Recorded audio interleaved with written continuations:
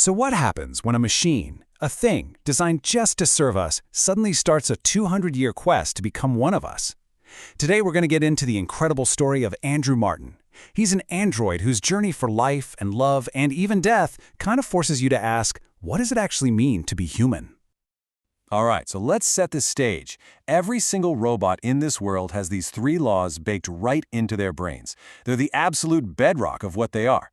First, don't hurt people. Second, do what people tell you. Third, protect yourself, but only if it doesn't conflict with the first two rules. It's supposed to be a perfect system for control and safety. Or, so everyone thought. And this is where it gets interesting. What if those three laws weren't the whole story? What if a robot could start to show signs of creativity, or curiosity, or even friendship? What if that core programming was just a starting point for something nobody could have ever predicted? Which brings us right to the first part of Andrew's unbelievable life. It all kicks off with something popping up that just wasn't supposed to be there. When Andrew shows up at the Martin family's house, you gotta understand, he's basically a household appliance. A very, very fancy one, sure, but still. He's an NDR-114 model, built for chores, childcare, stuff like that.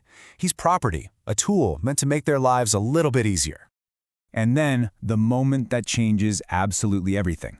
After one of the children, little Miss, accidentally breaks a small glass figurine, Andrew doesn't just, broken object, must clean up. No. He sees the wood on the floor, studies it, and carves a brand new, perfect little figurine to replace it. His explanation, he was trying to figure out how to make something she would like. Now that was not in his programming. That was a spark of pure creativity, and maybe, just maybe, empathy.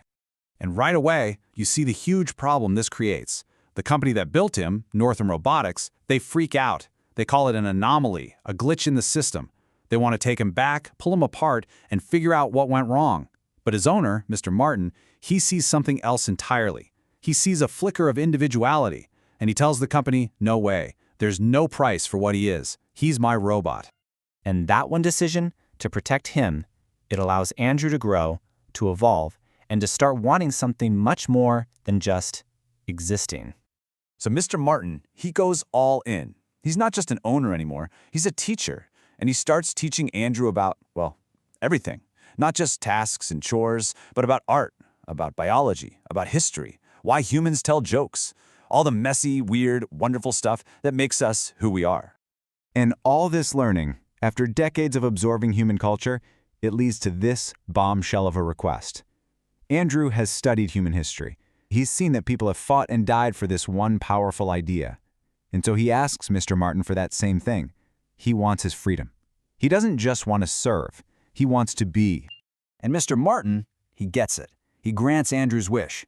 But freedom, well, it's complicated. To truly be free, Andrew can't be someone's property living in their house anymore. He has to leave.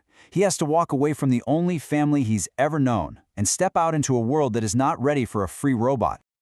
And that first step out the door kicks off a journey that will last over a century.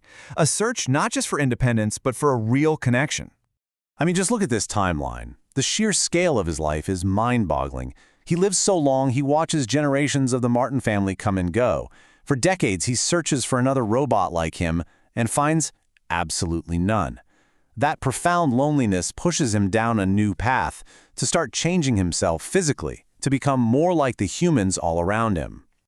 And then, decades into this journey, he meets Portia.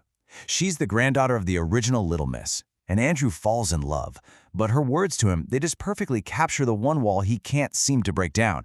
Even though she cares for him deeply, she still sees a magnificent machine. And that's the core of his struggle. How do you get the world to see the man, not the machine? So what does he do? He goes even further. He partners with a brilliant engineer, and they begin this radical project to systematically replace his mechanics with biological parts that he designs himself. He gets a human-like appearance, artificial organs, and, crucially, a central nervous system. He's choosing to make himself vulnerable, choosing to feel everything, pleasure, pain, the whole messy human experience. But even after all that, after he becomes pretty much biologically human, there's one last barrier. And it's not a physical one, it's a legal one, and it's going to demand the ultimate sacrifice. Andrew goes before the World Congress. He petitions to be legally declared a human being so he can marry the woman he loves, Portia, who is now elderly. And they say no. But their reason is fascinating. It's not that he was built in a factory, it's that he's immortal. See, society is okay with an immortal robot. That's just a tool that never wears out. But an immortal human? That's a threat. That makes people feel jealous and scared. And that's what leads him to his final, most profound choice. He knows he can't bear to watch Portia die and then live on for centuries without her. So he makes the ultimate decision. He has one last procedure done, one that introduces blood into his system, which will cause his unique, positronic brain to slowly decay. He willingly chooses to have an end. He embraces mortality. On the very day the World Congress meets to give their final verdict, Andrew Martin is on his deathbed next to Portia. He is celebrating his 200th birthday.